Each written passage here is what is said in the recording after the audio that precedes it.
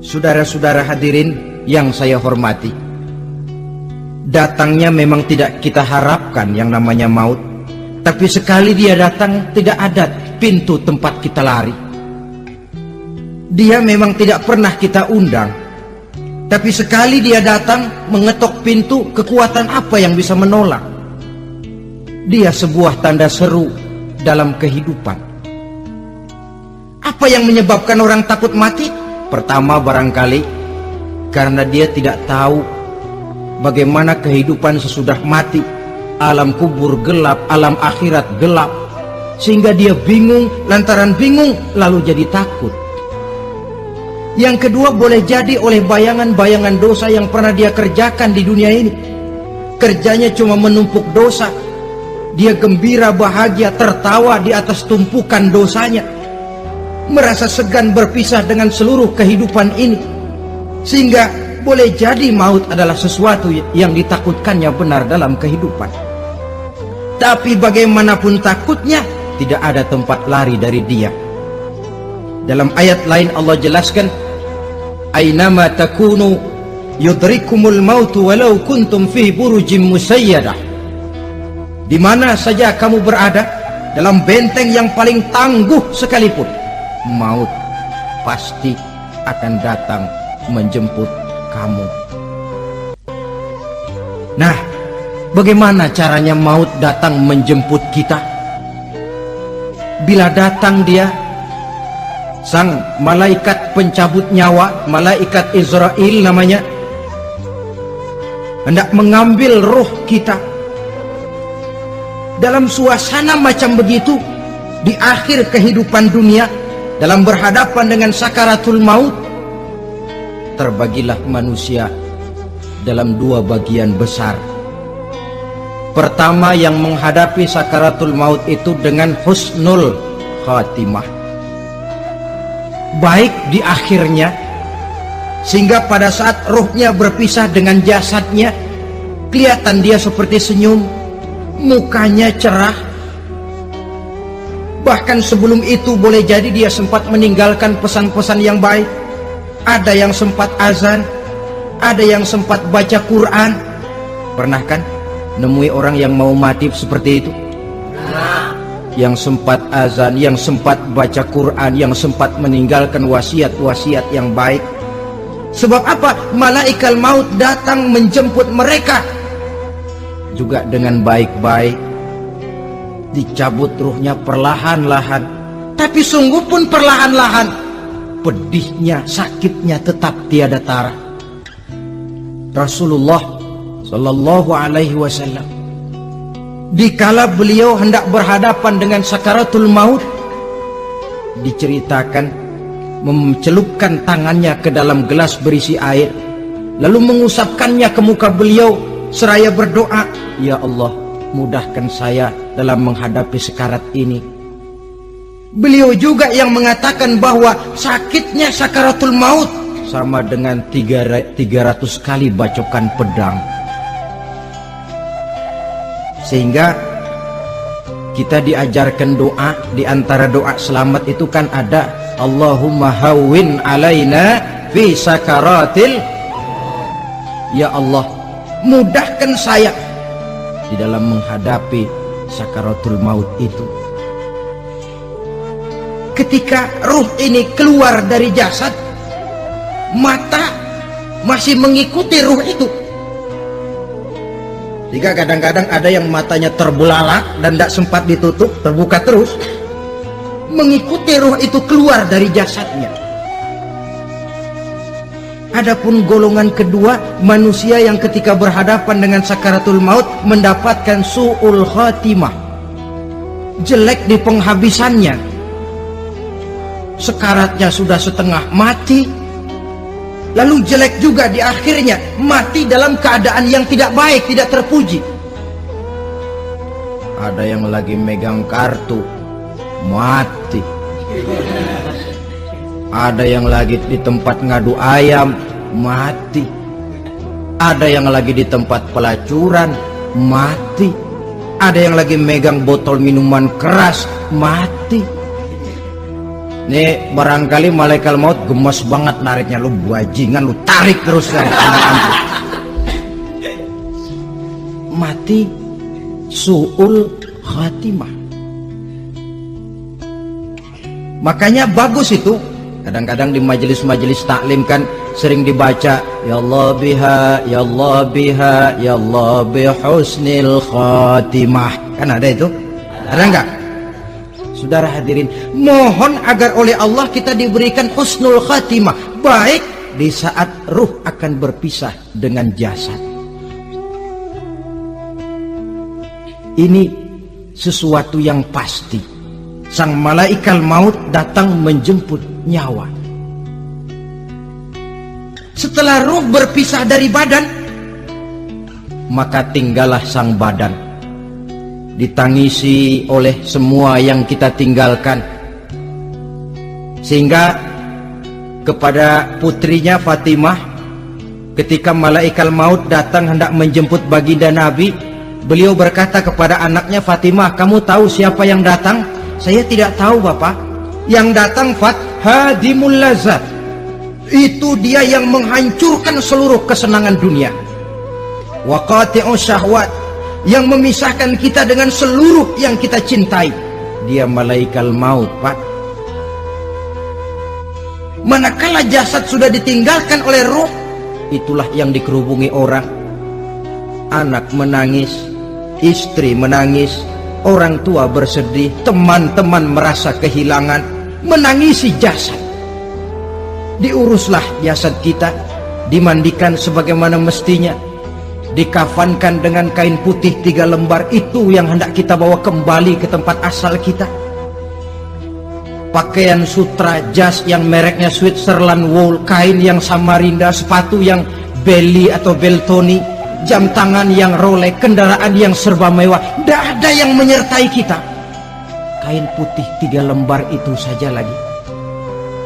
Demi setelah dikafankan, dibujurkan kita menghadap ke arah kiblat, orang banyak pun datang menyolatkan kita dengan 4 takbir, diiringi dengan doa. Lalu upacara pelepasan, berangkat kita meninggalkan anak, istri, suami, kampung halaman, tanah air, bahkan alam dunia ini. Selamat tinggal alam dan seluruh isinya. Tinggallah yang tinggal.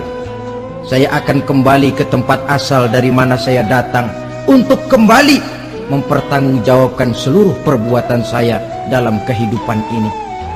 Manakala upacara pelepasan selesailah sudah, dimasukkan kita ke keranda jenazah, digotong orang, bismillah wa ala millati rasulillah, dibawa ke tempat peristirahatan terakhir katanya. Padahal dulu kalau mau kita istirahat, ke villa lah kita, ke Bali lah kita, ke Hong Kong lah kita, ke tempat-tempat tamasya yang indah. Oh, rupanya akan sampai juga perjalanan menuju tempat peristirahatan terakhir, yang luasnya tidak akan lebih dari 2 kali 1 meter. Diusung orang kita, diantarkan orang banyak. Manakala sampai ke atas liang lahat, pengusung jenazah dibuka, diturunkan kita ke liang lahat, dibaringkan. Gumpalan tanah akan jadi bantal kita, muka dibuka, dihadapkan ke arah kiblat. Setelah itu ditutup liang lahat kita dengan kayu. Masih belum kurang, diuruk dengan tanah. Yang menguruk orang-orang yang tadinya mencintai kita, menyayangi kita. Tapi ketika jasad sudah ditinggalkan ruh, habis rupanya cintanya. Coba jasad kalau sudah ditinggalkan ruh, 3 hari aja di rumah, serem. Ya mayit, siapa yang betah nemenin mayit? Lalu bila upacara pemakaman selesai, maka berusahalah semuanya. Para pengantar akan kembali ke rumahnya masing-masing. Maka masuk kita ke alam kehidupan, yaitu yang disebut alam barzakh atau alam kubur. Apa selesai hidup sampai di situ? Tidak. Hanya beberapa langkah setelah yang mengantar kita pulang. Diriwayatkan dalam hadis Bukhari dan Muslim, bila seseorang sudah diletakkan di kuburnya lalu yang mengantar kembali pulang, maka roh si mayit akan dapat mendengar bunyi terompah orang yang pulang itu. Bunyi terompahnya terdengar. Datang dua malaikat menanyakan dia dengan pertanyaan-pertanyaan yang kalau bisa dijawab dengan betul, dua malaikat yang bernama Munkar Nakir akan bilang, jawabanmu betul, tenanglah kau di sini, naumatal arus, tidurlah kau di sini seperti tidurnya pengantin. Orang yang baik-baik di alam kuburnya akan mendapat nikmat kubur, sehingga masa penantian yang lama. Sebab jangan lupa, kita masuk ke kubur itu kan menunggu sampai datangnya hari kiamat. Jadi kalau kiamat umpama masih 1000 tahun lagi, ya 1000 tahun kita menunggu. Orang yang baik-baik penantian di alam kubur, kata malaikat, naumatal arus, tidurlah kamu seperti tidurnya pengantin. Bagaimana sih tidurnya pengantin? Nggak berasa. Iya, kata anak sekarang, endah aja udah. Begitu mendusin pagi, kata lakinya, malam sebentar bener ya Neng. Sebentar betul katanya malam. Ya tentu saja tidak terasa. Kenapa? Dia tidak pernah memikirkan waktu.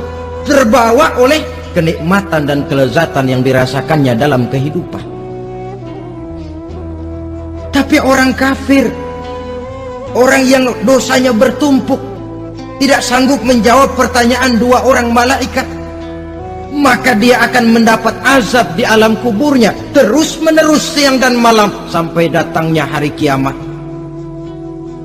Ibarat maling ayam ketangkep, belum masuk pengadilan udah digebugin duluan. Kan begitu kan? Ada maling ayam nggak di sini? Nah, itu yang nyaut tadi pengalaman itu. Di sidang belum divonis, belum digebukin babak belur. Saudara hadirin, maka alam kubur bisa merupakan raudhatun min riyadil jannah, taman di antara taman-taman surga, pun juga bisa merupakan hufratun min hufarin niran, menjadi liang daripada neraka. Ada lagi riwayat yang dari Imam Muslim yang diperoleh dari Zaid bin Sabit. Zaid bin Sabit cerita, satu hari kami bersama Rasulullah SAW berada dalam kebun kepunyaan Bani Najjar. Rasulullah sedang duduk di atas keledai. Tiba-tiba entah bagaimana itu keledai terkejut, kaget, berontak, hampir Rasulullah jatuh. Rasulullah kemudian bertanya, rupanya di kebun itu ada kuburan tua, 5 atau 4 kuburan. Rasulullah lalu bertanya, saudara-saudara ada yang tahu nggak ini kuburan siapa? Nggak ada ya Rasulullah. Memang kenapa? Ini penghuni kuburnya lagi disiksa oleh Allah. Andai kata boleh saya mohon kepada Allah supaya kamu dengar seperti yang saya dengar, andai kata saja kamu kuat mendengarnya, saya pasti akan berdoa. Tapi sayang, saya yakin kamu pasti tidak akan kuat mendengar mereka mendapat azab di kuburnya. Hadis sahih riwayat Imam Muslim dari Zaid bin Sabit. Kehidupan di alam barzah. Pak, iya kalau yang matinya dikuburin. Lah kalau yang matinya diceburin ke laut, dibakar, di medan perang hilang gak ketahuan kemana jenazahnya. Saudara, hilang kek, dikubur kek, di dalam lautan direndam kek, itu kan cuma logika kita. Menurut Allah tidak ada perbedaan orang mati dikubur di dasar lautan, atau dibakar sampai jadi abu, atau gugur di medan perang tidak ketemu jenazahnya. Entah mereka tetap masuk ke alam barzah namanya. Jasad boleh hancur, tapi roh sebagai sumber kehidupan, pusat kesadaran dan pengertian, dia tetap ada, mengalami kebahagiaan dan kegembiraan atau mengalami kepedihan dan penderitaan, bergantung kepada amalan yang kita lakukan dalam kehidupan di dunia ini. Maka dalam Yasin tadi kan jelas, qul yuhyihal ansha'aha awwala marrah, yang menghidupkan mereka yang dikubur di dasar lautan, mereka yang dibakar sampai jadi abu, yang akan menghidupkan ialah Allah yang menciptakan mereka dulu pertama kalinya. Jadi kalau sudah ada aslinya, ya tentu tidak perlu contoh lagi, akan sangat mudah membuatnya. Orang tua kita, keluarga kita yang sudah berpulang, mereka di alam barzakh sekarang ini bisa mendapat nikmat kubur, bisa mendapat azab kubur, bergantung amalan mereka dalam kehidupan di dunia ini. Dalam Musnad Imam Ahmad dan Sahih Abi Hatim malah ada tambahan riwayat, orang yang banyak kebajikannya di dunia, amalannya akan datang menemani dia. Sholatnya dekat kepalanya, puasa sebelah kanan, zakat sebelah kiri, menghibur dia. Malahan dikatakan berbentuk orang yang cantik menemani dia di alam kuburnya. Aneh, dia tanya, man anta lam ara fid dunya ajmal minka, siapa kamu? Di dunia ini belum pernah saya melihat orang secantik kamu. Dia jawab, ana amaluka soleh, saya adalah amalmu yang soleh yang kau kerjakan waktu di dunia. Saya sekarang diperintahkan untuk menemani kamu di sini. Alhamdulillah. Sedangkan amalnya yang jahat akan datang dalam bentuk yang menyeramkan menemani dia di sana. Bayangin deh, di kuburan ditemenin yang serem-serem. Sama juga di dunia. Di dunia, kalau kita di tempat gelap ditemenin orang cakep, enak nggak? Wah, pengalaman. Tapi coba bayangin, sudah tempatnya gelap, yang nemenin jelek nggak ketulungan, gerah kita.